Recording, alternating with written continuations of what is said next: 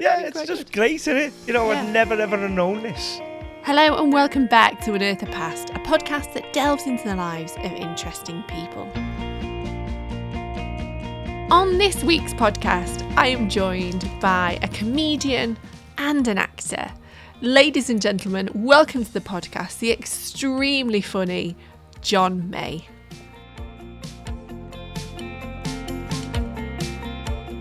John May, thank you so much for coming on my podcast. Thanks for having me. It's all right, anytime. So I contacted you tonight and I said, do you want to come on my podcast? Yes, just out the blue. Just out the blue. Seems like a lifetime away now. Oh, it does, doesn't it? It does, yeah. It's took a while, this, hasn't it? This family tree, which we'll talk about in a minute. It's been an adventure. It has been an adventure. I've aged.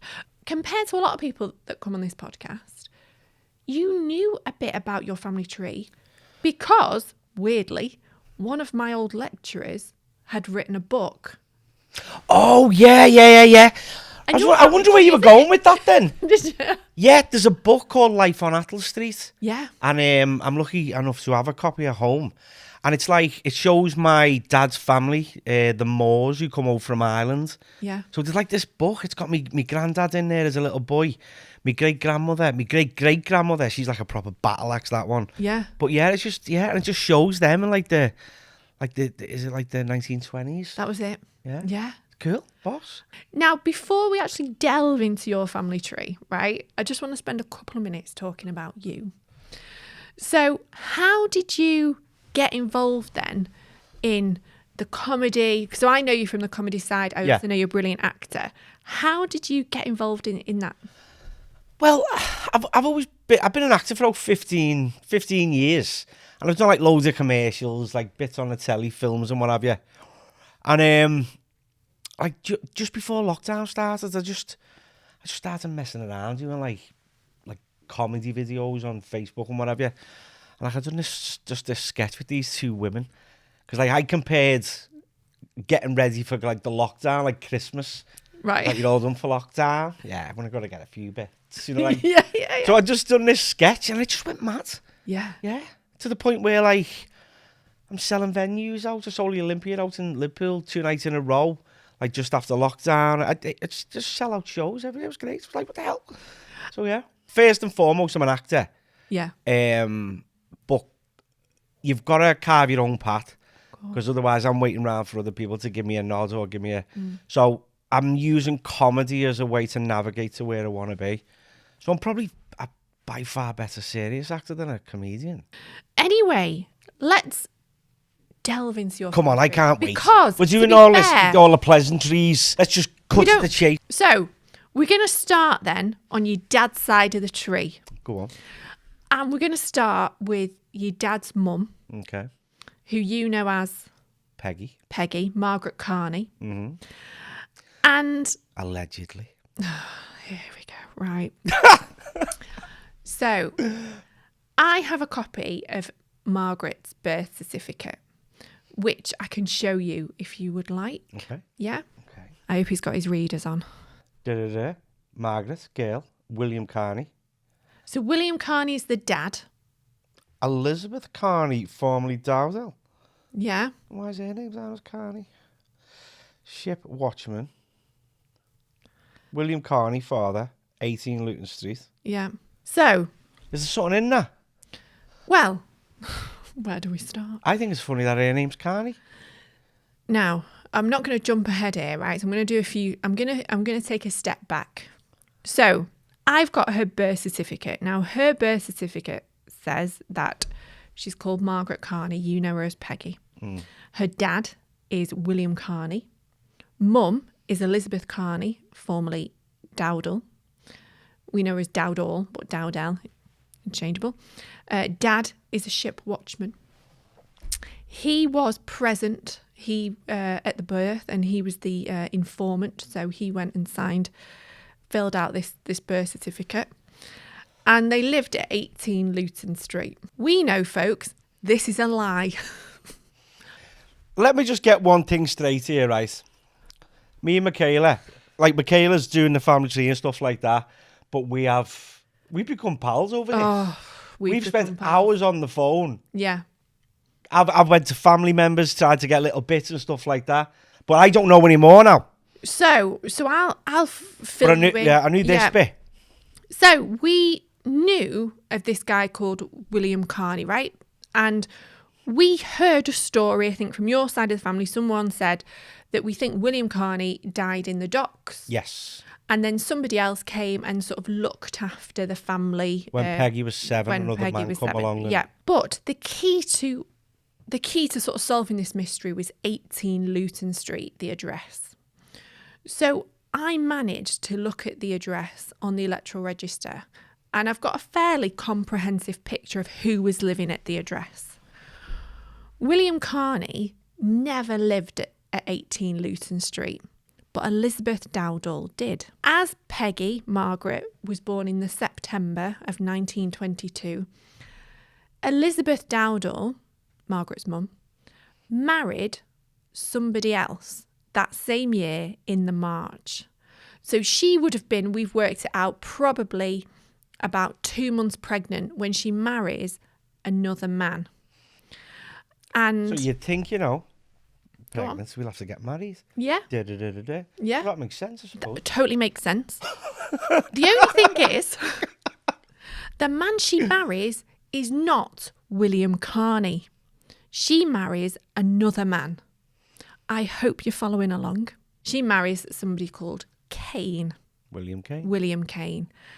And she lives with a Mr. Kane right up until this Mr. Kane dies in 1927. No mention of William Carney at all. Even on official records, she never calls herself Elizabeth Carney. She doesn't even call herself Elizabeth Kane. We do know that Elizabeth does have 3 other children before she has Peggy, John's gran, Margaret. The dads to those children, we don't know who they are, right? I think she's been a bit of a loose woman, hasn't she, Michaela? We just don't know who they are. Also known as a goer. We just have no idea who they are because they're not on, the dads are not listed on the birth certificate. That's right, isn't it? So we're not quite sure who the dads are. But what we do know is that on the 1921 census, this is before Margaret Peggy is born, she lists herself as a widow. So she implies that she's been married, but I can't find that she was ever married before.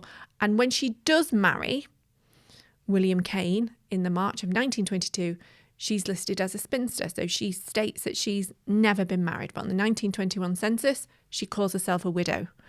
Make of that what you will. We are as confused as you, but we're just going to keep going. I then thought, I'm not getting anywhere with the paper records. I'm going to have to go to the DNA. Well, how about you missed the other fellows? Henry? Oh, yeah, right. I just didn't want to confuse the audience. Right, okay. So she marries William Kane in the March of 1922. She does live with a Kane, and there is a Kane listed at 18 Luton Street throughout, but he is called Henry Joseph Kane, not William Kane. Which we think might be the same person. We think could be the same person. Interestingly, when she marries him in the March of 1922, when she marries this William Kane, she's 35, he's 68. She was after us, though. We didn't get anywhere, did we, with the paper records? And this went on for weeks, by the way. We were like to-ing and There was fro-ing. William Kane, there was Henry Kane, there was William Carney, and it's like, who's the daddy? That was a question you went to sleep at night, didn't asking yourself. We've been on the phone for hours. Trying to work through it. Has she murdered them? Has she done this? Yeah. We thought all kinds. All kinds. Did she marry for insurance purposes? We didn't know. I said about me auntie, didn't I? Yeah. She seen her grandmother, which was Elizabeth. Yeah. Elizabeth Dowdall. And she was getting called Mrs. Carney in the post office. And she was like, why is she getting called Mrs. Carney? So she was up to something. She was a scammer. She was doing something. John thinks she was a scammer, but we have no proof. Yeah, we don't know, do we? It's all right. She's dead now, so it doesn't matter. Yeah, she was defo claiming money. She wasn't meant to, I reckon. You'd done a DNA test, but obviously, as I talk about a lot on the podcast, that you get 50% of the DNA from your mum, 50% from your dad, 25% from grandparents, and it gets less as you go back. However, your uncle, who is Margaret Carney's, Peggy's son, had also taken a DNA test. So I used his DNA to try and work out who the missing grandparent was, because he is closer related. So the DNA is just a bit stronger. There was also something else we couldn't explain in your ethnicity breakdown. See, I don't know anymore now. This excites me now. This is all new. I'm okay. all ears. Now, your ethnicity breakdown suggests that you are 48% island, Okay. 26% Wales, 24% Scotland. How many? What? 24% Scottish. 24% Scottish? Yeah. And 2% Sweden and Denmark. Okay. Right? Yeah. Yeah, clearly. Now, we can actually go a bit further, right? So we can actually say what side of the tree this has come from. Okay. On your dad's side, you are 33% island, 17% Welsh. Okay. On your mum's side, you are 15% island, 9% Welsh, 24% Scottish, Wow. and 2% Sweden and Denmark. I've always felt at home in Scotland. Well, that's why. So, well, yeah, didn't expect that. Did you not? Not Scottish at all. Did you think it would be predominantly Irish? I thought it was pretty much Irish, yeah. I had a feeling about the Welsh because of Davies and stuff, but Scottish, okay. Is that interesting for you? It is interesting. I think this is going to be the little red herring, isn't it? I think this is the red flag. This is. Who's the daddy? So that is your ethnicity breakdown. Now, when I looked at your uncles, the Welsh side on your dad's side was stronger. Yeah. Yeah.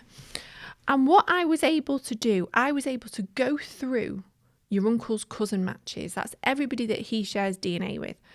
And on your dad's side, I was able to basically put them into two camps, right? The Dowdall camp, so everybody that's on the Dowdall side, and the non-Dowdall camp, the mystery person camp. And I think on your dad's side, that's where the Welsh comes through. I potentially think, and we don't know this because we'd have to test somebody closer, and there wasn't, on the non-Dowdall side, there wasn't as many matches as the Dowdall side. Okay. That just potentially means not many people on that side have taken a test. The mystery side. On the mystery side. But you did have some that shared DNA, and that seemed to link back to a Welsh family called Evans.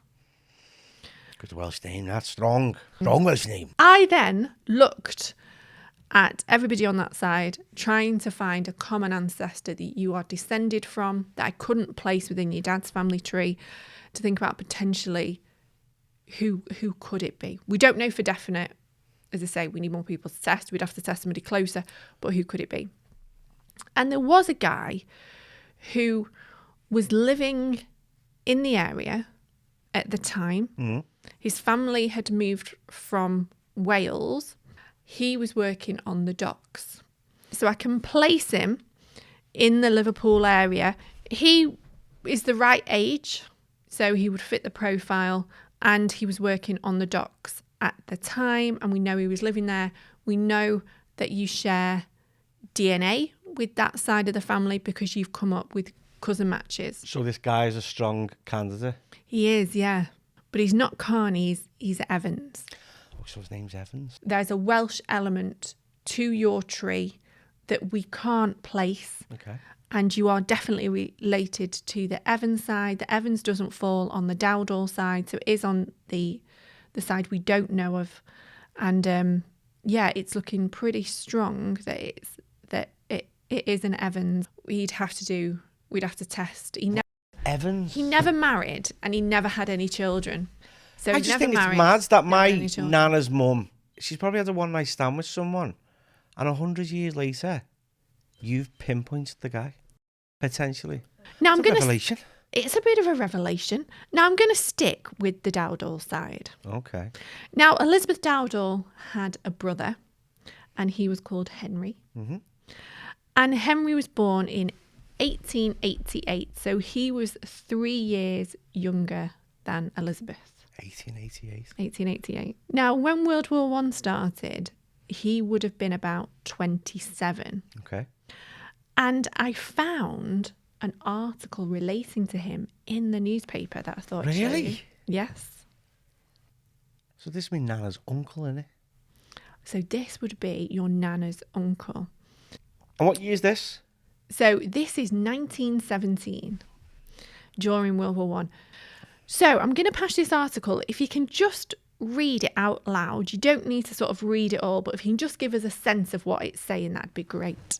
Oh, Liverpool defendant fined £15. That would have been a few bob. Yeah. Edward McGrath, provider dealer of Milford Street, was summoned before the Liverpool Stipe Court. theory Yeah. yesterday for having employed a man who was an absentee without leave. Oh, God. Within the meaning of the Reserve Forces Act 1882, defendant was represented by Mr. Muirhead, who pleaded not guilty. Evidence was adduced by Sergeant W.B. Forrester and Henry Dowdall.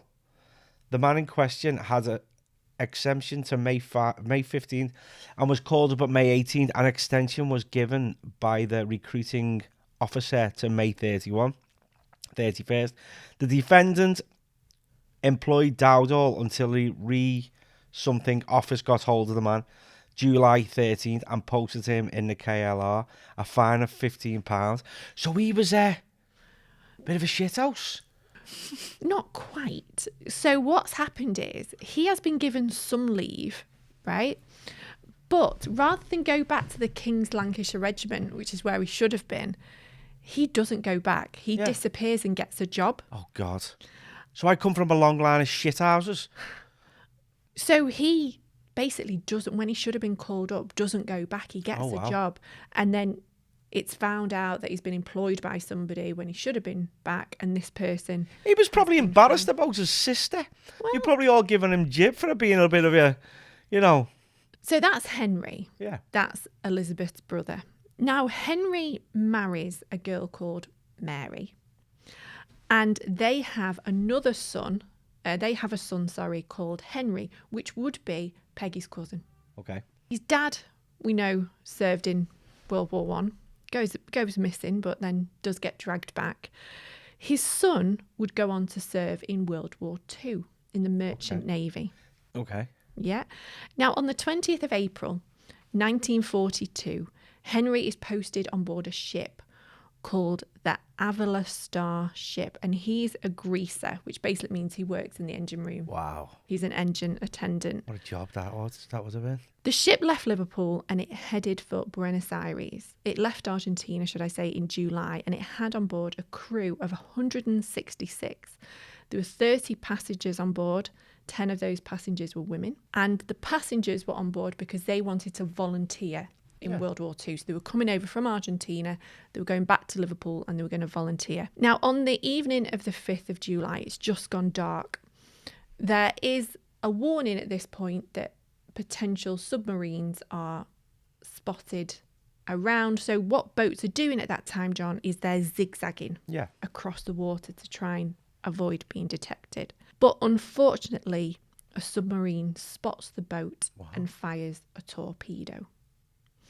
The torpedo hits the starboard side of the boiler room, which is where Henry is working. Yeah. As the crew, and it seems quite calm at this point, so the crew and the passengers are managing to get onto lifeboats. But as they're lowering the lifeboats, another torpedo hits the lifeboat. It's like the Titanic. And the boat sinks within 20 minutes. 20 minutes.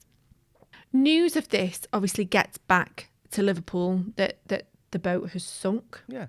There are missing lifeboats at this point.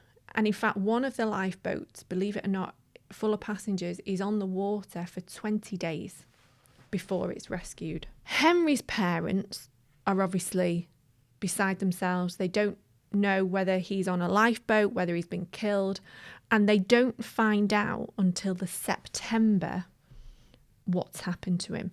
And they actually take out an advertisement in the newspaper, which I'd like to show you if that's all right. So I don't know if you can read it. There's also a picture of him. No way. Mr. and Mrs. Dowdall, 1 Newport Terrace, Liverpool 5, have received word that their son Henry Dowdall, a greaser in the Merchant Navy, has lost his life through his ship being sunk by enemy action. He was an old scholar at St Albans School, Boundary Street, and has been in the Merchant Navy a number of years. His parents would be grateful for any information.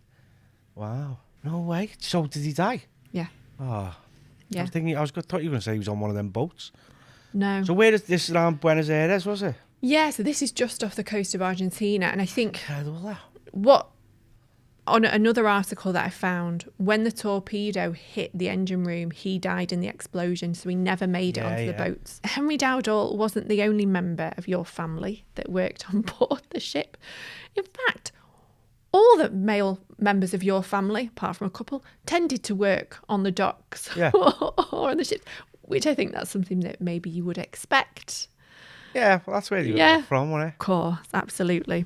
So we can actually now go on to the May side of your tree. Okay. So These seem pretty respectable. So your great-granddad is Bernard May, and he was born in 1888. And he also worked on board the ships. And in 1908, he was employed on board the White Star's Celtic. Yeah. And at the time of its launch, and I didn't know this, the Celtic was the largest ship in the world. Wow. Worked for White Star? He worked for the White Star Line on board the Celtic. And the Celtic, as I say, at the time when it was launched, it was the largest ship in the world.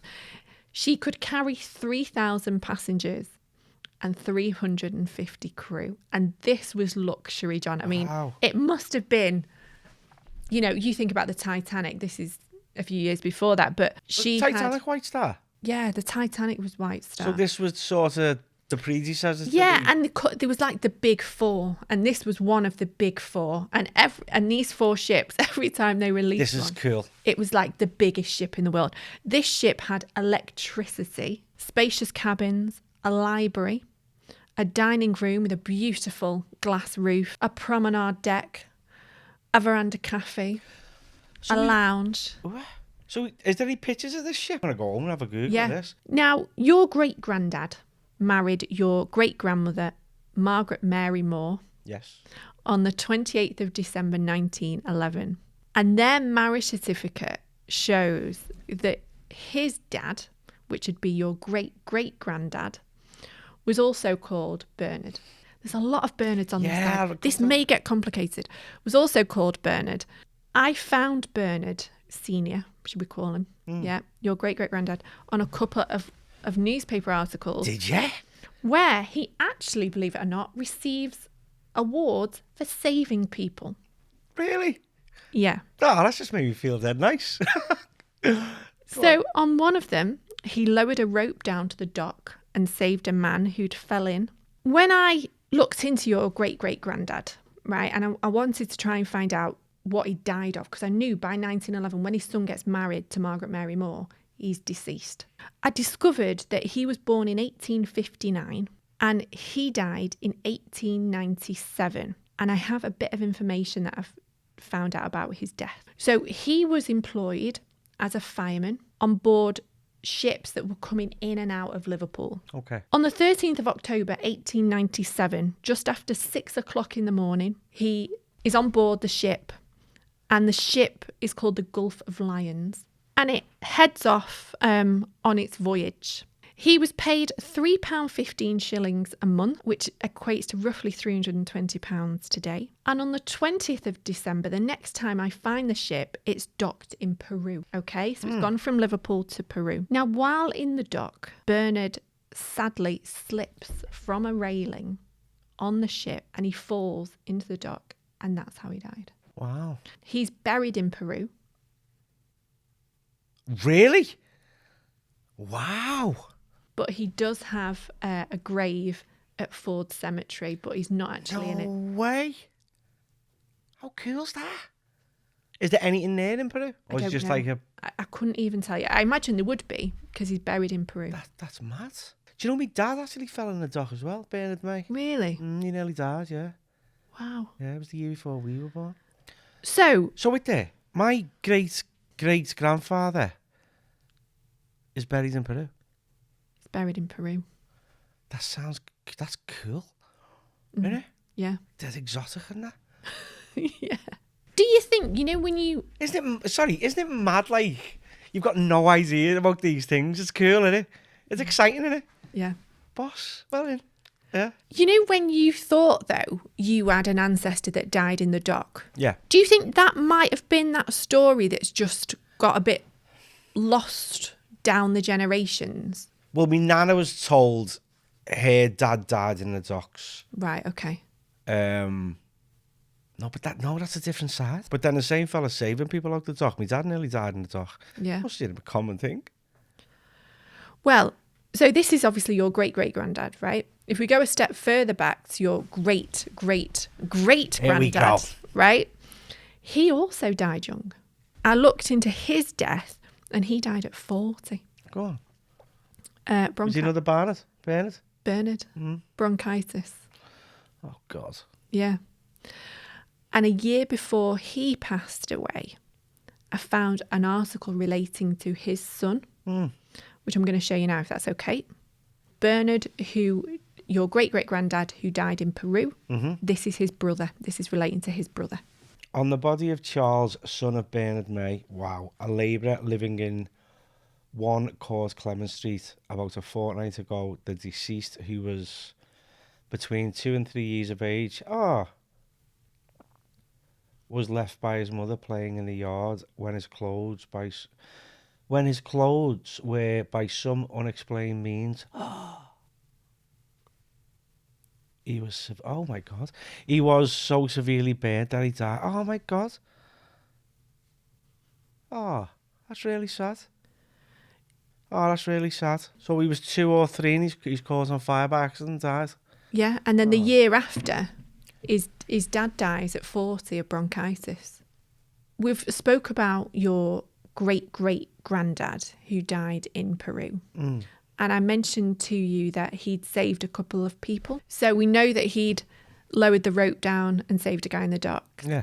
And this was another article relating to somebody that he actually tried to save. Go on. I don't know if you can read that out for us. Drowned while bathing, Mr. C. Aspinall held an inquest today on the body of James McCormick, aged 25 years, a coal heaver who resided with his sister, the wife of a seaman named Campbell, at 8 House 16 Course, Salton Street. The deceased and a companion were bathing on the Sunday forenoon in a canal near Lightbody Street Bridge, and when they had been about a quarter of an hour into the water, a cry was raised that the deceased was drowning. Bernard May, a labourer who had been bathing immediately before, took off his clothes and went in to rescue Mr. McCormick, had sunk before he reached the spot. Though May dived several times, he did not succeed in grasping the body, which was afterwards recovered with grapnels. I don't know what they are. The deceased was an expert swimmer. The juror returns a verdict: accidental drowning. Wow. Yeah, and he's a right little superhero, wasn't he? How does that make you feel that he tried on numerous occasions to save people that had fell in the water? Just proud of him. He's a proper man, isn't he? Like he's took it upon himself to be the one who, risks his own life to save other people. Legend. I'm just going to pick up on another part of your tree now, if that's okay. So we have mentioned your great-great-granddad, who obviously passed away in Peru. And he was... I love that. Do you? Yeah, I do. Yeah, I do, yeah. Bernard May, your great-great-granddad, who sadly passed away in Peru. He was married to a lady called Catherine Dempsey. Okay. I was able to have a look at her line. Her parents were called William Dempsey, and he was born in 1829. And her mum was also called Catherine, so she was obviously named after her mum. I found a couple of articles relating to her dad, to William Dempsey, and he also was into saving lives. Wow. There seems to be a real pattern, John, in your family tree for No saving way. people. Even though you don't know these people, you have a sense of pride. There's an emotion there.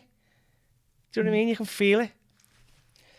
So the following rewards were made to William Dempsey, dock labourer, another labourer, for jumping into the pit 12 feet deep off Stanley New Road and saving a boy had fallen in. Dempsey could not swim. And kept himself up by a plank. And he got a £1 reward for £1. it, which was a lot of money in those days to do that. This is great. Found another article relating to William Dempsey, which tells you He's something. killed someone now, hasn't he? Which tells you something a bit about his character. He called it a scratch. I'm going to read this out to you. So about 3:00 yesterday afternoon, a labourer named William Dempsey, who lived in Sherwood Street. Sherwood Street, by the way, plays a real part in your family tree. He lived on Sherwood Street. He was coming down the side of a boat called the Daily Star in Bramley Moor Dock, on which he had been working, when he slipped and his arm caught upon a hook, which inflicted a very serious laceration of the muscles of the upper part of the arm and the shoulder. Between 7 and 8 o'clock, he went to the Northern Hospital to get his injury dressed, and it was then found that his arm was wide open and that it would be necessary to detain him in the institution. When asked why he'd not gone sooner to the hospital, he said he thought it was only a slight scratch. No way. But it will incapacitate him from work for some time. His arm was hanging off. Wow. See, I can relate to him a lot. Like, because I am also tough as old boots. Well, I'm wondering if you can relate to him in this next article that I found about him. He's definitely a murderer. So this was an inquest into his death. Okay, here we go. Coroner's inquest. Before Mr. Clark Aspinall, coroner of Liverpool, on the body of William Dempsey, I'm sorry, I'm laughing, a dock labourer, 54 years of age, who resided at 26 Sherwood Street. He died early on Wednesday morning. His illness having been brought on by drinking to excess, as he was seldom sober a single night in a week. Wow. Yeah, I relate to him. Yeah. John May came in this morning with a hangover. I love the way the paper says, drinking to excess. He was seldom sober a single night in a week. Verdict, died from excessive drinking. Well, this is where I get the ADHD from then, isn't it? William Dempsey. I relate to him. I mean, don't get me wrong, I'm not an alcoholic. I'm not no, but it's like, he sounds like a character. I think that as well. Yeah. Do you know what I mean? You're like, oh, that, you know, it's only a scratch. Yeah. Yeah. And his arm is hanging off. It's that bad. It makes the newspaper. That's how bad it is. Wow. It makes the newspaper. He seems like a funny chap. Bit of a tough nut. Man, he's a proper man's man, isn't he? I'm going to move on again now, if that's all right. I know we're sort of motoring through your tree today. You've got some great stories here. That made up. Thank you. No. Yeah. I looked as well at your mum's side of the family tree. So on your mum's side, we've got the Hindles. Mm-hmm. And we've got the Davies, which I think you knew already, that those names were in your family tree. I managed to go pretty far back on the Davies side. I think I went back to 1812. Richard Davies, who would be your great-great-grandfather, he was born in Liverpool in 1881. Richard Davies, okay. Yeah, he was born in Liverpool in 1881. And I managed to get a picture of your great-great-grandfather. Did you? Do you want to see him? Yeah. Go ahead. He looks very well-to-do. Very dapper, isn't he?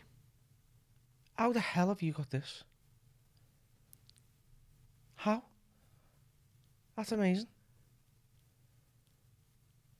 Wow. I don't know. Should we keep going back? Thank you.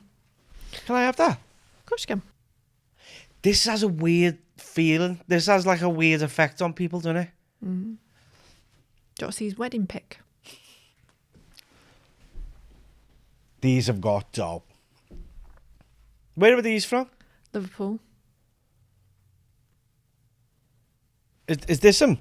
So that's him with your great-great-grandmother. They've had money then.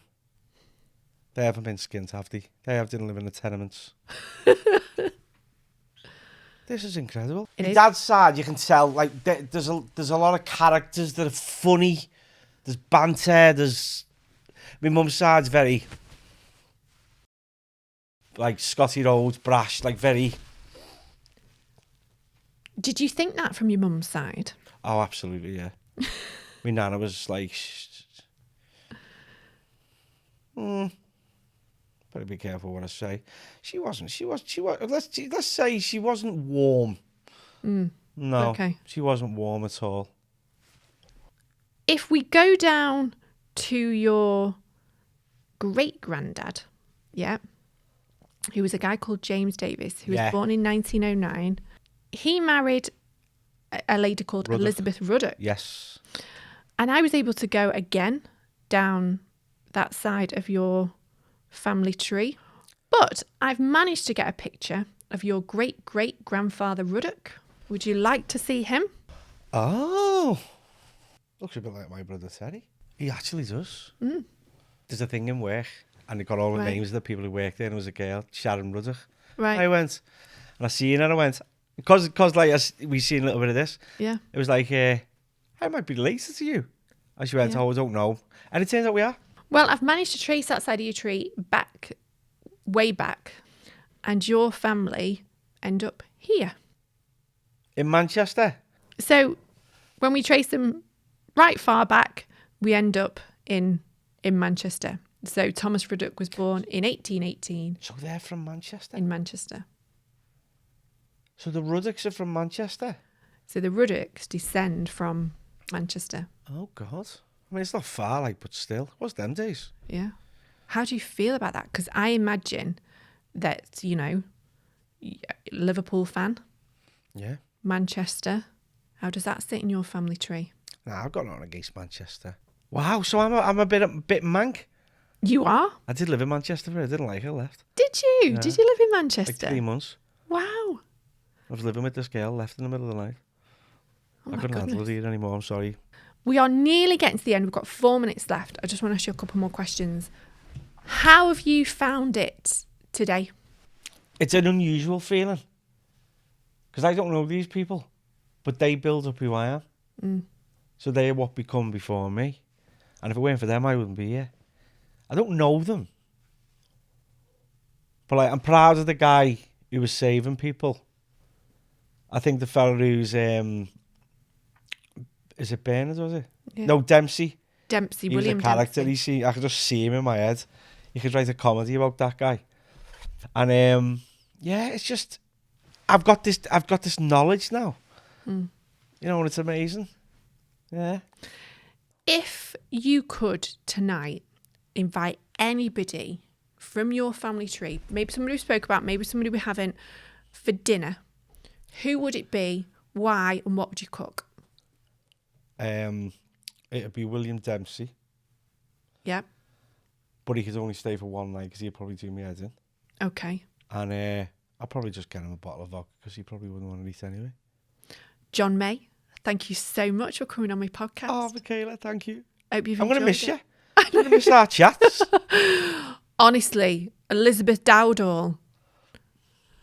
I feel like I'm going to have to go to a psychic or a medium and see if they can get in touch with her and just find She's out. probably what's having happened. flings in heaven. She's a hussy. I did not say that. I did. Thank you so much. Thank you.